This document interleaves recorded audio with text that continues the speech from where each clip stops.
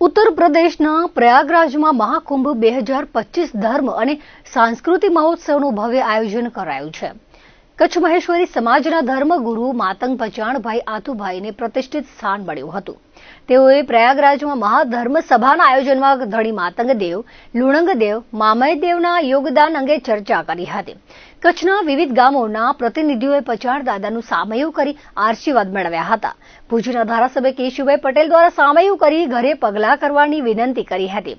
દાદાએ તેમના નિવાસસ્થાને જઈ પરિવારના સભ્યો, ધારાસભ્ય પ્રદ્યુમનસિંહ જાડેજા, જિલ્લા પંચાયતના પ્રમુખ જનકસિંહ જાડેજા, પૂર્વ ધારાસભ્ય રમેશભાઈ મહેશ્વરી હાજર રહી આશીર્વાદ મેળવ્યા હતા। પૂજ્ય પચાણ દાદાએ જણાવ્યું હતું કે પ્રયાગરાજમાં મળેલી ધર્મસભામાં લુણંગ દેવ, મામય દેવ, ધણી માતંગ દેવ, કચ્છની સંસ્કૃતિ, બારમતી સંપ્રદાય અને યોગદાન વિશે ધર્મસભામાં ચર્ચા, કચ્છ સદાય આગળ વધતો રહે એવી પ્રાર્થના કરી હતી। અત્રે ઉલ્લેખનીય છે કે મળેલા આમંત્રણને કચ્છ અને તેની ધર્મ સંસ્કૃતિ માટે મોટી સિદ્ધિ ગણવામાં આવી છે। કુંભમાં મેળામાં જ્યારે ઉત્તર પ્રદેશની સરકારે આપી અને ત્યારે કચ્છમાંથી બધાથી કોન્ટેક્ટ થઈ અને એક મિટિંગનું આયોજન થયું કે અખિલ ભારતીય સંત સમાગમમાં એક ધર્મગુરુ તરીકે તમારું નામ છે।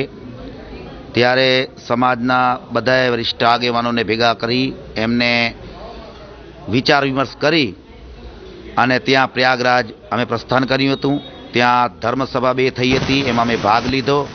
અહીંયા આપણી કચ્છની સંસ્કૃતિ, ભારત દેશની સંસ્કૃતિ અને આપણો જે ધર્મ છે બારમતી સંપ્રદાય મહાન, એમાં માતંગદેવનો યોગદાન, લુણંગદેવનું યોગદાન, માતંગદેવનું યોગદાન અને મામીદેવનું યોગદાન એના વિશે ચર્ચા કરી હતી। અને ત્યારબાદ આજે કેશુબાપાના ઘરે ધારાસભ્ય શ્રી મુન્દ્રા અને રમેશભાઈ મહેશ્વરી, પૂર્વ MLA મુન્દ્રા ગાંધીધામ, પ્રદ્યુમનસિંહ અબડાસા ધારાસભ્ય, ત્યારબાદ જનકસિંહ બાપુ અને સમાજના વરિષ્ઠ આગેવાનો ડાયાલાલભાઈ, હિંમતભાઈ દાફડા, આપણા દિનેશભાઈ, ઈશ્વરભાઈ, સામતભાઈ, ભુજના DL સોધમ સાહેબ, એ ઘણા બધા આગેવાનો આવ્યા હતા। અને અહીંયા એક ધાર્મિક આયોજન અને કુંભ મેળાનું વિસ્તૃત રીતે એમને બધું સમજાવ્યું હતું। સામાજિક સમરસતા મંચ અને બધાએ ધારાસભ્યો અહીં હાજર ઉપસ્થિત રહ્યા હતા।